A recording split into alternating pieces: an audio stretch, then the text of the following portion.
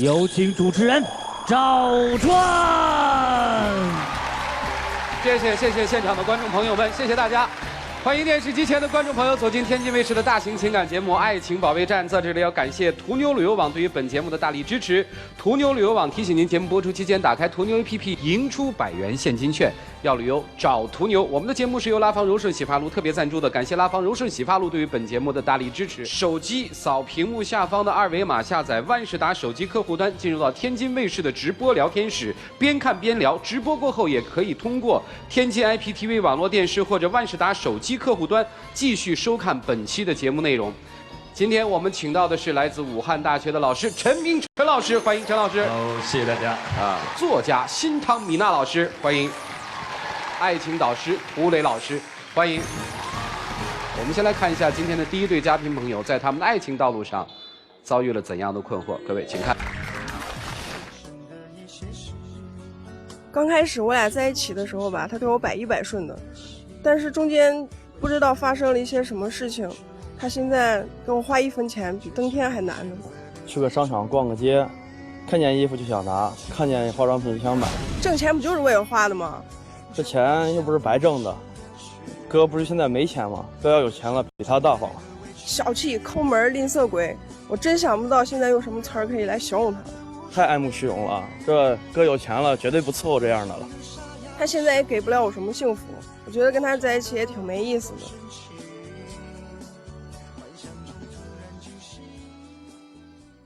看这一段的时候，你能想到很多。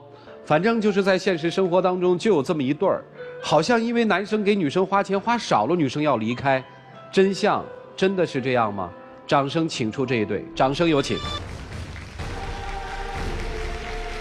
男嘉宾小于25岁，来自西安公司文员；女嘉宾小文26岁，同样来自西安，是一名公司文员。来，有请两位，有请。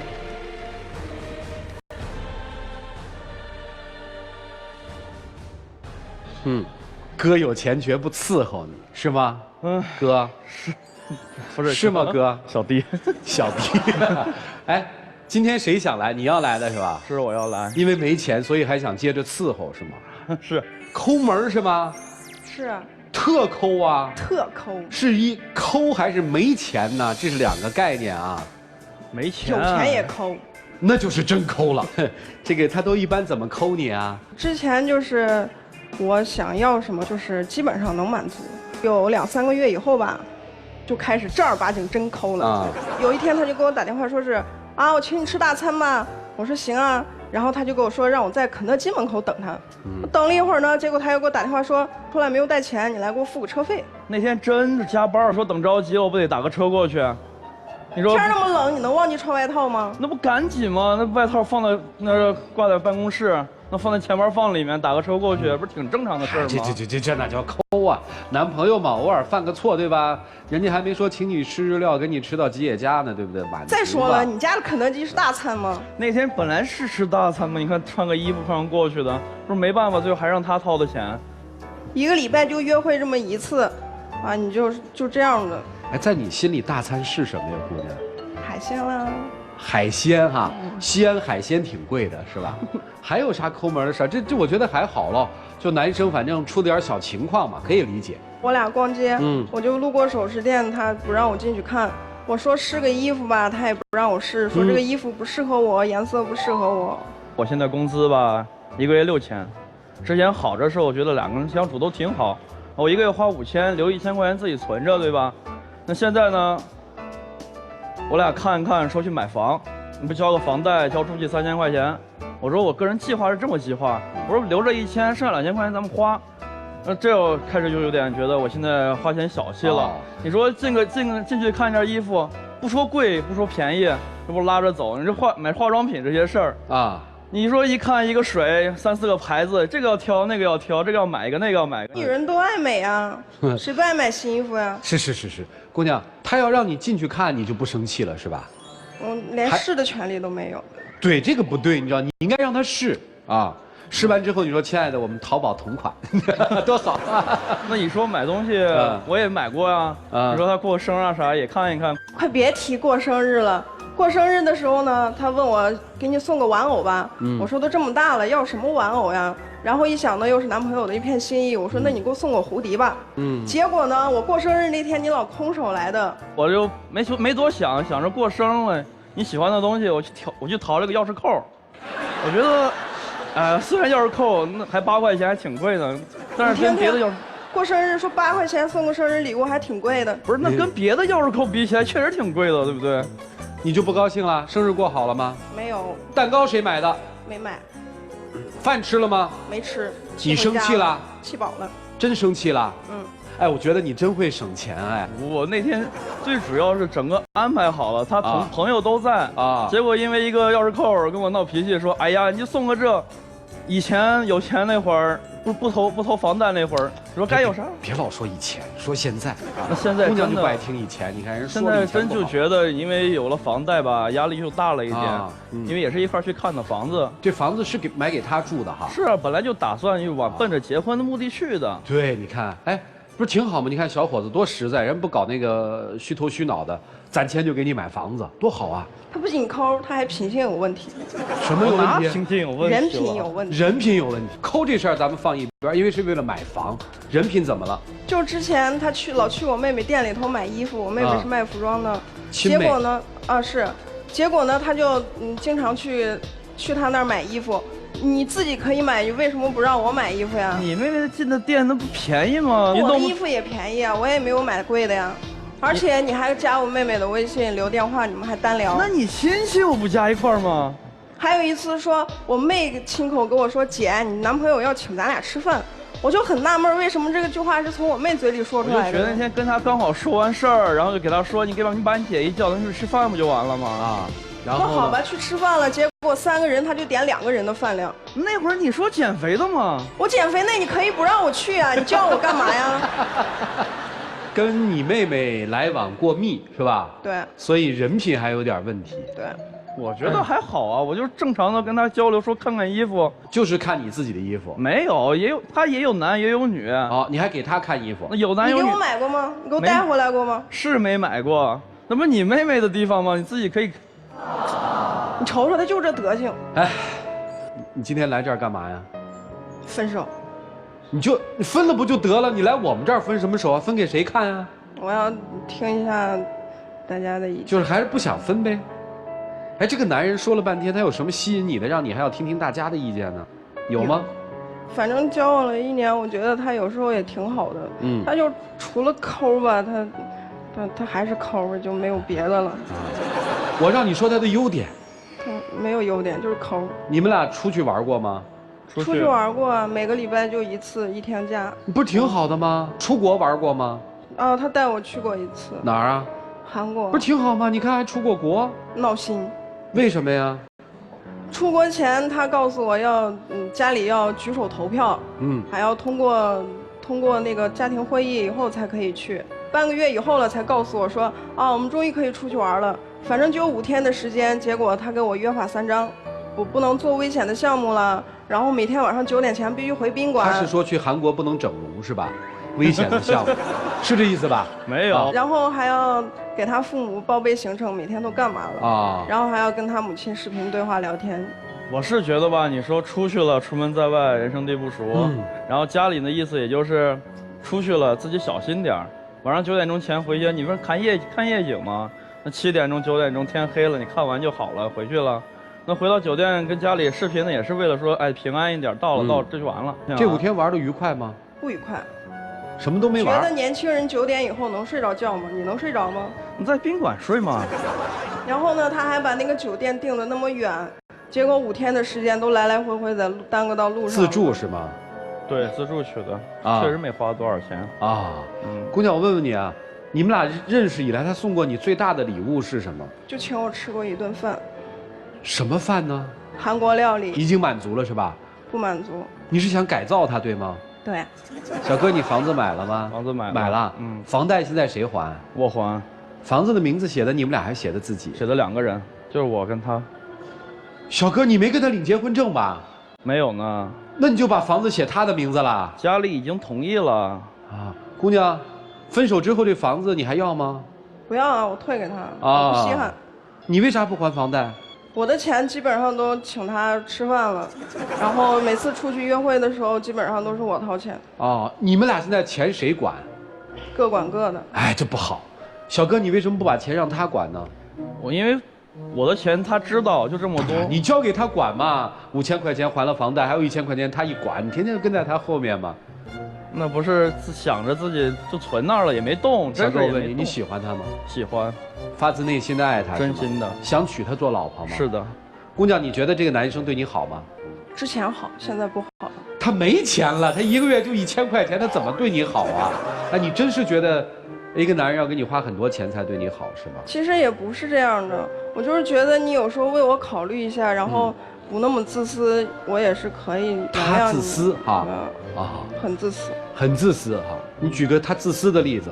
就是上回跟我妹妹吃饭，3个人，他点2个人的饭，他就说我减肥，他不让我吃。啊，你们俩谈了多久了？1年。当时喜欢小哥什么？就是看着他胖乎乎的，挺可爱的。对，他喜欢公仔型的嘛，现在也觉得还挺可爱的，是吧？是啊，但是就是抠，我接受不了了。啊，接受不了了。好了，你们家人也喜欢他是吗？啊，你们家人喜欢他吗？喜欢。当时他买房子写你的名儿的时候，你高兴吗？高兴啊。这时候就不抠了。他要不写你的名儿，你是不是就早跟他分了？没有，我不介意。那房现在每个月还要供多少？3000。这3000都是你出？对。啊，明白了，明白了。不想分对吧？真不想分。想分吗？想。好，小哥，我劝你一句话，你以后想不想做个有钱人？想。真想假想？真想。那一定分手。你不分手你就没钱，因为你自己说了，有钱我就不伺候了。你是要钱还是要他？你说。我想要人。到底是要人还是要钱？要人。就是宁可一辈子这么穷着都是他了，是吧？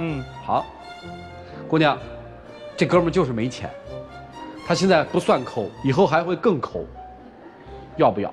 可以考虑。可以考虑不要还是要？要。你们是认真的是吗？是。那老师们你们也认真一点哈，一起进入丘比特问卷。有一种女孩是物质型女孩，她享受的是购物这件事情的本身，她享受的是买来的那种东西带给人的快感。还有一种是精神型女孩，当她在跟你说你要给我多花钱的时候，她看重的是你在愿意为她掏钱的时候带给她的安全感和她在你心目中重要性的证明。这2种情况你一定要分清楚。如果前者毫无疑问马上分手，那是一吸金魔动；但是如果是后者的话呢，技巧就变得尤为重要。换句话，你要弄明白，当他在说你抠的时候，他到底在说你什么？他在说你给他买了8块钱的戒指，他只能在面儿上说你抠，他心里的潜台词、真实台词是：我一个生日在你心里就值8块钱，我不重要。这一切的指向都是我不重要，而不是你抠。那换句话，你如果会不用钱，也能证明他有多重要，他一样会很幸福。精神型诉求的女孩，你必须掐准她那个点。你8块钱买个公仔，你能手工做一个吗？8毛都不用。就一件事能看出是个实在人，也没领证呢，也还没有直接到谈婚论嫁订婚期，买房子的时候先把名儿给写上去了。这样的男人，其实在这个社会，换句话来讲，不容易，还是一个值得托付终身的男人。至于他妹这事儿呢，我说实话呢，姑娘有点多虑了。这都表面上啊，嘴巴上抹了蜜，但凡这种大白型的呀，都具有这个特点，就是女生跟他说3句话马上就能熟，5句话女生就能笑，10句话女生笑特乐呵，稍显举止轻佻的样子，但其实骨子里啊还是挺单一的一个男孩。那是他的一种与人沟通和交流的习惯，所以在给你妹妹的时候，他也是想这是你妹妹，这是你亲戚，所以要对她好一点，让她开心一点，大家都开心多好呢。我就觉得他请你妹这件事情哈，可能还不是拉亲戚那么简单，他就是希望跟你妹混熟一点，以后再打点折，最好以进货价拿给他，这样他可以省下更多钱。一般来讲，你要跟一个小气鬼男孩子生活在一起，有一个好处，就是他很难再打动别的女人。很难有其他女孩子喜欢他。上台来说男朋友不买这不买那不买单，各种抱怨的时候，我那时候就很想打断问他一句：这谁教你的？女孩子必须得让男人为她花钱吗？但是当你说房产证上有你的名字，但你却觉得那个事儿并不是很重要的时候，我就明白这个姑娘她不是为了要钱，她是把房产证上写我的名字，她也只给她计算成为一次浪漫。请我吃一顿饭等于一次浪漫，给我买一件衣服一次浪漫，房产证上写一个名字一次浪漫。她没有以物质的高低来衡量，她就是想知道男朋友能为我做多少事情，所以她要的就是浪漫，要的就是你动情商。这个男孩唯一犯的错误就是情商有点低，不就是送一钥匙扣对吧？空的对吧？告诉女孩的是这个钥匙扣现在空着，将来是为了拴到我们家钥匙上的。我们家钥匙现在房产公司还没给我们呢，那现在你先拿着，希望到时候我们一起能够打开我们家的门。然后这话一这才叫讲出去，专业，这有多少人送过钥匙扣？你看，假如是他请你和你妹，你们3个人一起吃饭，但兜里只有2个人的钱的时候，他应该说的是你们俩吃，我减肥。女朋友如果说不，我减肥，你一定要再补一句，你都这么瘦这么好看了还减。如果你当时递出这2句话来，你女朋友绝对不会站在这里，是不是这样，姑娘？是。尤其当妹妹在旁边呢，男朋友却说：“哎，她减肥，她不吃。”这就直接仿佛在告诉别人：“我身材不好，我男朋友不喜欢我。”听明白了？听明白了。涂老师，节俭和抠门儿有截然的不同。节俭是节自己，抠门是抠别人，你两者兼而有之。在我们这个舞台上，有一个男人很值得你学习，那就是我们的曲总。2012年的时候，有一次吃饭，说的口沫横飞，说喜欢一块2万多的表，快4年了，他还没买。一个上市公司的副总裁，一个帅哥，身上从来不穿大牌，但对自己的妻子和孩子特别的大方，而且还懂浪漫，他是值得你学习。一个节俭的男人，节俭的会让女人心疼；一个抠门的男人会让女人觉得恶心。其实你不是节俭，也不是抠门，你是不懂浪漫。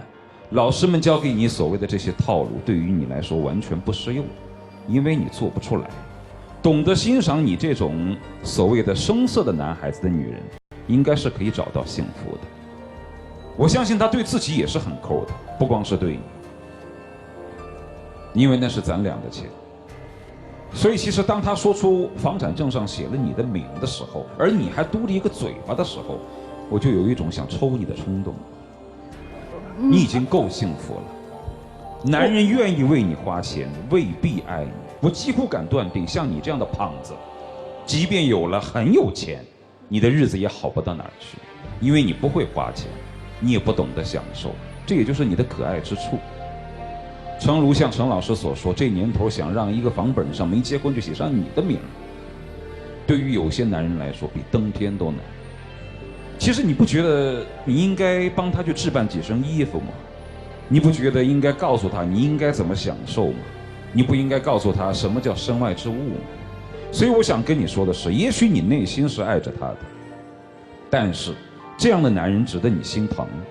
你可以以更多的一种方式教会他财产处理的方式，但是不是以这样的方式。我相信他创造的将来和所谓的房子一定是有你的一半，他所有的计划里面都有你的一半。所以说人谁没有缺点，就这样。好，爱情这点事儿最难说的就是在这儿，因为你没有办法去衡量，所以恰恰有一些先导型的东西会给我们一些提示。比如说，当我们听到这个男生肯给这个女生买房子的时候，我们一定认为这个男生想跟这个女生在一起，是实心实意的。当我们听到这个女生说我跟他分手，这个房子还给他的时候，我们又一定会认为说这个女生没有我们想象的那么物质，都觉得这么好一个男人为什么不嫁呢？女生，你回答我，你的姐妹里面肯定也有，大家说你看那个男人多好，为什么你那个姐妹没嫁给他呢？细节，每个人的在意点不一样，对吧？可能别人眼里特别好的一个男人，在你那儿就一文不值。可能别人眼里的一个浪子，你觉得跟他过一辈子的苦日子，你也值得，对吧？那就是浪漫主义的情怀作祟啦。我特看好你，他不会不知道浪漫，我觉得可能我的一些表达的方法不对吧。至少他不喜欢。嗯，所以我们总结3位老师说的话：女生人无完人，男生一片真心，要对懂你心的人，他是真心，否则他什么都不是。我还是看好你们的。最后的时间，我看你能不能利用今天，给他营造一点浪漫，一起进入柔顺拉芳黄金60秒。觉得吧，在一起这么久了，我是真心的为了咱俩，为了以后而考虑那么多的，所以我希望你真的好好的考虑一下咱们，我是真的想咱们一起牵手回去的。我觉得就这样，你好好考虑一下，思考一下我这边吧。我觉得你已经抠得无药可救了，所以我不想再这样下去了。不能再给一次机会吗？你每次都是这样。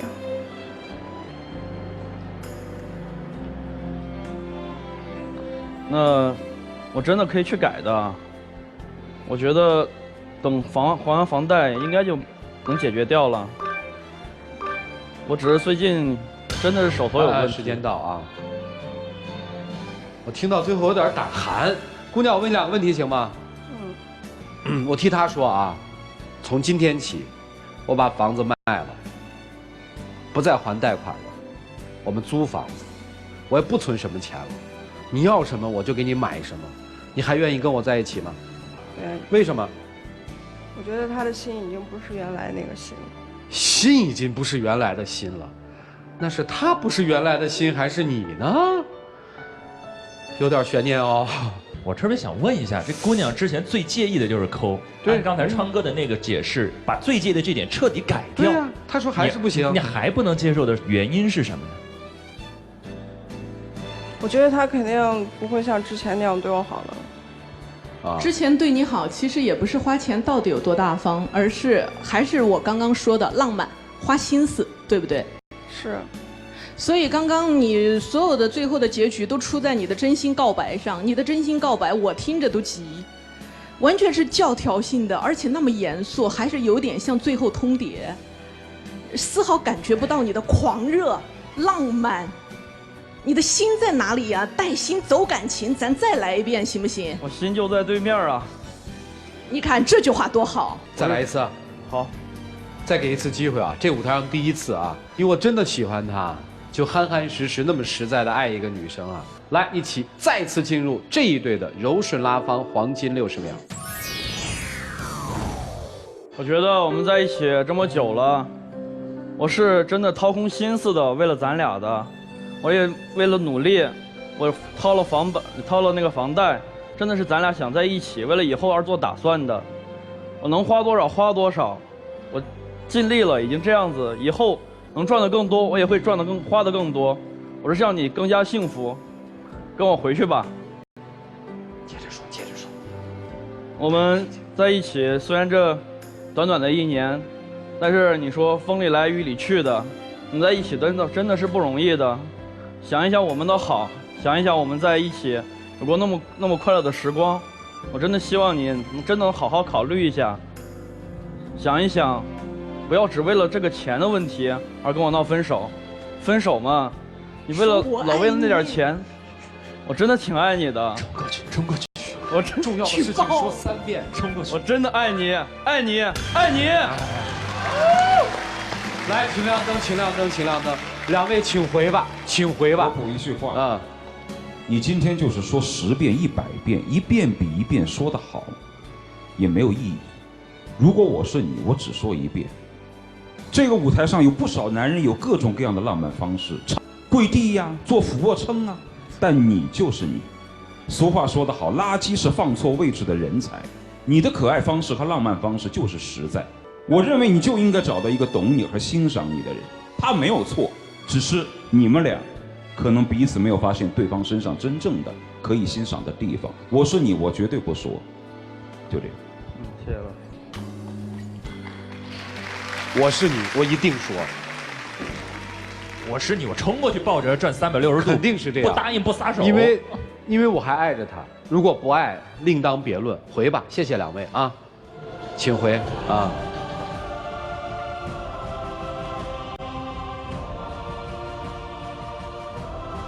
请关门啊！其实我觉得他跟在一起，其实也曾经感受到过浪漫，只是浪漫太短，男生提前把它变成了日子。可是有什么不好呢？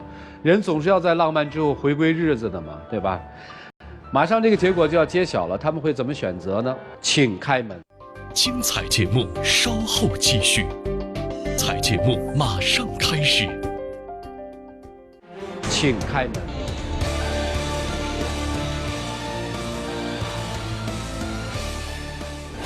他现在对我总是疑神疑鬼，对我很不信任，经常和我吵架到大半夜，我精神都快崩溃了。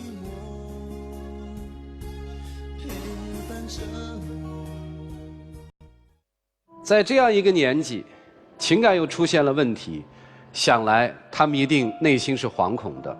三位老师怎么帮助他们呢？掌声请出这一对，掌声有请。男嘉宾小雷来自辽宁，是一名公司职员；女嘉宾小刘，35岁，来自黑龙江，是一名减肥顾问。来，有请两位，有请。欢迎两位的到来哈。你来这儿是想跟他继续呢，还是说听听？想继续啊？想继续。那我们就看看问题出在哪儿了吧。两位谈恋爱谈了多久？在一起应该是2年了。处得怎么样呢？以前就是说我们两个非常好。到什么时候变得不那么好了？最近，大概有3、4个月了吧。在这之前呢，我是有过一段婚姻，就是因为老公婚外情嘛，我们两个就离婚了。半年之后，我们俩相遇了。在这相遇之前呢，他有过前女友啊，但是他的前女友呢，就是在父母的反对下呢，就是回去相亲去了。我问一下啊，这个岁数前女友多大？前女友比我小10岁左右。你跟前女友分手的理由是他们家人看不上你，逼他回家相亲。对。他家人反对的原因是什么？觉得我性格方面和他不太般配。最近3、4个月关系不太好的是吧？对。主要反映在哪些层面呢？最近打电话你净背着我打，而且那个接电话也背着我接，你什么意思啊？这不你老是疑神疑鬼的吗？我打电话发你背着我，我能不疑神疑鬼的吗？我打个电话什么，你老是查，这闹得别人都以为我有什么事似的。有些事情再说我是私人上的事，也不必要你都知道啊。以往的咱俩那个 QQ、淘宝啊，密码，咱俩都是共用的。现在你怎么改了又改呢？外面骗子不是多吗？改个密码，这不防止被骗吗？这个你还不理解吗？理解，你净理由，你咋那么多理由呢？插问一句啊，是按这个听您这说法，那意思就是过去他的这一系列的密码都掌握在你的手里，等于现在不知道了是吧？对呀。因此心里恐慌了是吗？对。然后他还背着你打电话，对不对？对。过去无论多忙，我不让他来接我，他都会来接我。现在呢？现在你让他来，他也不来了呀。哦，为什么呢？忙，主要是忙，业务多，公司要求很严，所以说我得好好干，就是为了多挣点钱。以前咋没那么严呢？现在你又来严来了。那刮风下雨的天，以前我不让你来接我，你都来接我，现在给你打电话，你怎么不来了呢？我这不是新换了工作吗？刚进这家公司不久。那你最近怎么天天每天都醉醺醺的回家，而且偶尔的就有异性送你回来，是怎么回事啊？哎，为什么你喝酒还有女同志送你回来？啊，就是那个前女友嘛，前女友回老家相亲失败了，她也没有工作，回来就在我这个单位啊给她找了份工作，就这么为这个事啊，那天就是一起吃个饭，时间挺晚的就回来了，也没有别的事情。哎，就忙得有时间跟前女友喝酒是吧？就那么一回。你是就那一回吗？那些都是业务上的事情。什么都是业务上的事情啊！家里的柜子坏了，我去买一套家具，刷卡的时候余额不足，是怎么回事啊？5万块钱嘛，借给前女友了。那你都想着她，那你跟谁过日子呢？当然跟你了。你跟我过日子，你总考虑她，考虑过我的感受吗？前女友父亲病了，做手术急需用钱，我就这么把钱借给她了。以前我创业的时候，人家借过我钱，也是5万块钱。后来盈利了，我把这钱还了。现在人家遇到难处了，我想我该伸出一把。就因为这些事儿是吧？假如说我要带异性朋友送我回家的话，他什么感想啊？啊，他想过我的感受吗？哦，这个我倒能理解。哦，明白了，就是，她前夫有点事儿找她，他们俩去喝个啤酒，喝完酒她喝多了，你不介意她的前夫把她送回家是吧？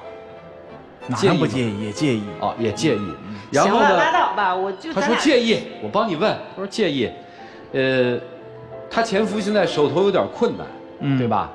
来找她了，她把钱借给她前夫，但是没告诉你，这事儿你介意吗？有点介意，还都介意哈。相处2年多了，对吧？可是最近3、4个月，你们好像出了问题了。对，是不是说最近3、4个月，你的前女友又回到你们身边了？是的。啊，所以你工作也突然就变得很忙了，是吧？不是因为这个原因，主要是这家公司我去时间不长啊，业务上多了，感觉。对，为什么你需要这个原因呢？为什么你去的时间不长，你的前女友来了之后，你就能安排她进这间公司呢？因为这家公司缺人。行，反正就是本身这个工作也忙，再加上前女友也回来了，是吧？对。好，你们俩谈论过婚事吗？因为岁数也不小了嘛。啊。我向他谈过很多次了，但是他都是在推辞，说忙。啊，连结婚的时间都没有。也不能这么说啊，但是我照顾她，尽量也是照顾到啊。你不想结婚是吗？想啊，想，不想跟他结婚是吧？前女友啊，他不想。你看，就想到前女友了。我为什么一说结婚就想到前女友了呢？这事儿啊，他心里现在全是他的前女友。有打算跟他结婚吗？有过，对，还是现在还有？有。打算啥时候结呀？在双方合适的时候呗。什么时候算合适呢？就说对方同意的情况下。他同意也没有不同意。他不是说他想跟你结婚吗？但是有些事情需要准备啊，比如说房子啦、家具啦，都要去置办嘛。哦，现在都没有。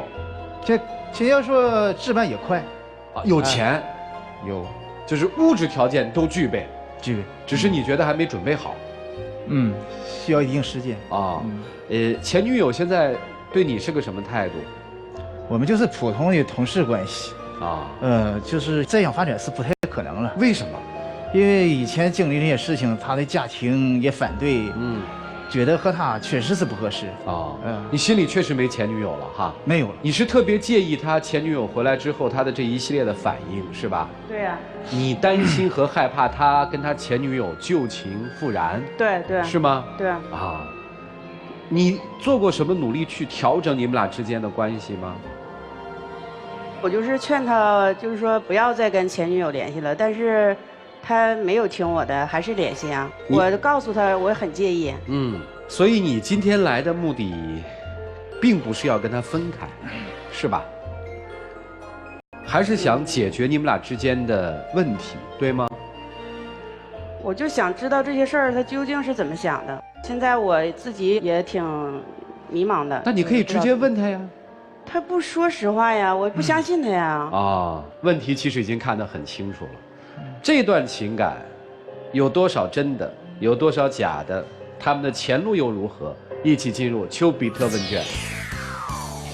男嘉宾啊，我想问一下哈，现在就您面前这位现任的女友，最快的速度说出她的3个你觉得最大的优点。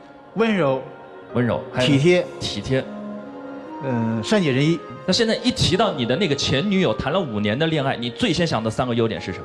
脾气暴躁。优点。也有人喜欢被暴力的，那也是脾气暴躁。你未加思考的就是脾气暴躁啊？那你优点呢？说3个。长得比较漂亮，挺节俭的，善良，也可以说真实，对吧？对。因为一个脾气暴躁的人的性格一般不压抑、不掩埋，有什么就说什么，是什么感情就发泄什么。很显然，你们俩是2个完全不同类型的女性。前面那一个她很真实、很暴躁，每次暴躁之后都会让这位男士心里很烦，百爪挠心，然后恨不得马上就崩掉。但是，一旦真的崩掉了之后，一回头，又很怀念那个女性身上那种真实的品质。而你今天之所以站到了刘女士的对面，然后很认真的说你心里有她，愿意跟她考虑婚姻的问题，是因为在你刚才列举的关于刘女士的3个优点里，几乎都是一个很好的结婚对象。你觉得可能彼此可能年龄到了这么大，是该有一个家庭的时候了。雷先生是时候做个抉择。我觉得你内心里头是早就知道答案了的。他变了，他现在更爱前女友。前女友没工作这件事，一定是要通很多通电话，甚至还要听到那个前任在电话里哭哭啼啼。那然后他英雄救了美之后，又不敢跟你说，因为他明知道你肯定会生气。但此刻他的心早就偏到前任那儿去了。对，为什么淘宝和 QQ 换密码？你敢不敢让他现在报出密码来，我直接登入，我们看看有没有给女孩子买东西？啊，真没有，没有。啊。那么再看一下你的转账记录里头，是不是当初改密码就是为了偷偷的转这5万块钱的账，从什么支付宝或者其他地方给前女友？不是为这个事情，都不是。那么现在你心不对他打开，钱包不对他打开，你有什么是对他透明的？是这样，他要需要用钱的时候啊，对我说我会有多少给他多少的。现在还有吗？还有啊，也有，确实有哈，有啊，还有多少啊？我去刷卡，这个就不能说了。你还给我多少啊？钱都被你给前女友了，你还给我呢？所以姑娘，当一个男人40岁还没有结婚，45岁还说要再等等的时候，他不配跟你走入婚姻。他一定在心里头有自己的各种挑剔，各种不舍，居然敢当着你女朋友的面说前女友更漂亮。这会在他未来的人生几10年里头，每照一次镜子，他心里都会剌一刀。你每一次一看着他走神，他都会去想：天哪，又去想那个漂亮迷人的前女友了。你还是离开他算了啦。当你的男朋友都不认为你是最迷人、最漂亮的，你要他干嘛？他都不懂得审美你，你只会被他等老。所以姑娘哈，她一定在心里头有自己的各种挑剔、各种不舍，可能不舍的是她的单身生活，可能计较的就是她自己。她一方面要温柔贤惠，另一方面还要漂亮迷人。离开他，他不配跟你走入婚姻。男生形容现在的这个女朋友说，挺好，有点客气。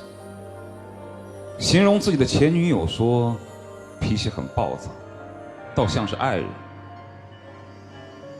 你心里很清楚，你喜欢谁不喜欢谁，你心里也很清楚，谁在你这是暂时停留，谁是想跟你过日子。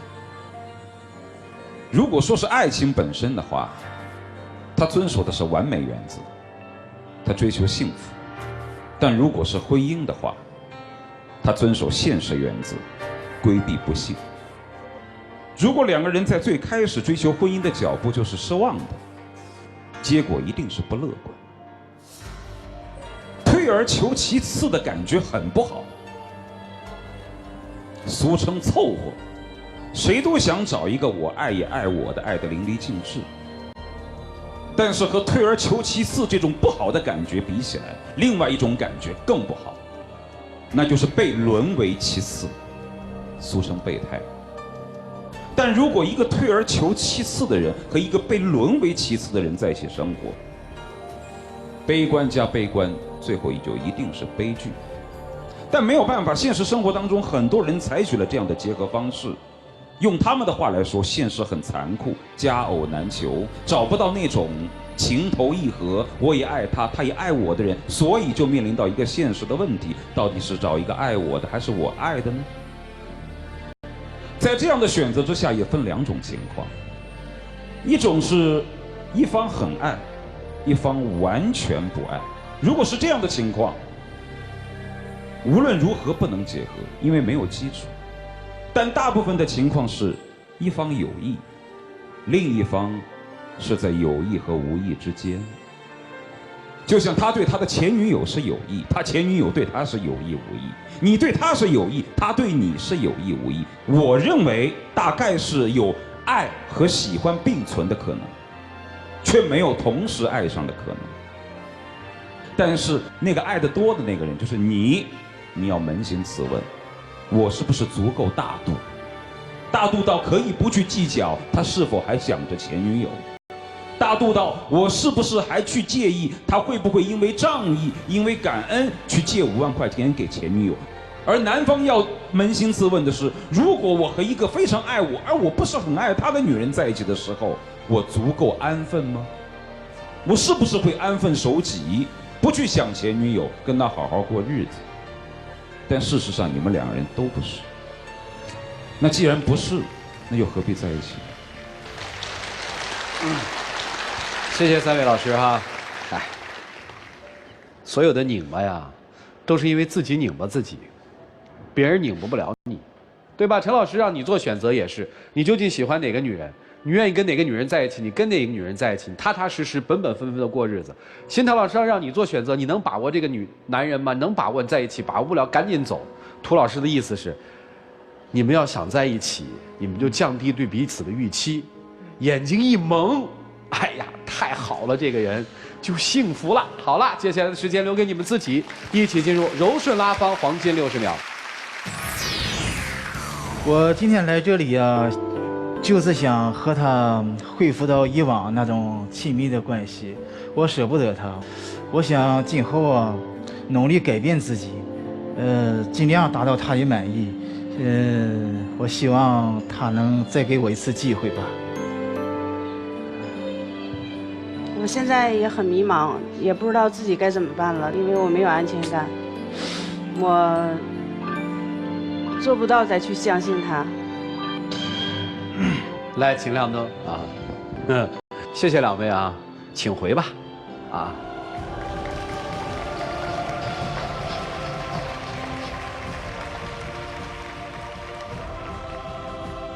来，请关门啊！请关门，请关门啊！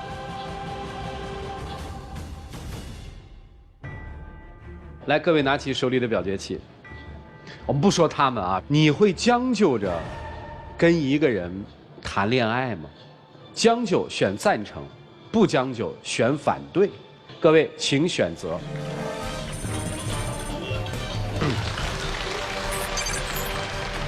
就自己给自己鼓掌，那是多么的自信！我绝不将就，但现实一定不是这样的。看看他们自己的选择，请开门。精彩，请开门。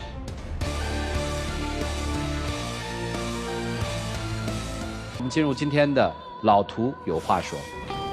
涂老师，甜甜圈的网友提问说，我和我老公天天因为一个女的吵架。有一次，他跟那个女的出去吃宵夜，2个人都一晚上不接我电话。我从那个女的眼神里看出来，她对我老公不简单。可是我没有证据，我该怎么办？精彩节目，在这个世界上，凡事都讲证据，唯独爱情不能。如果有证据可以证明他已经不再爱你，那要这个证据又有什么意义？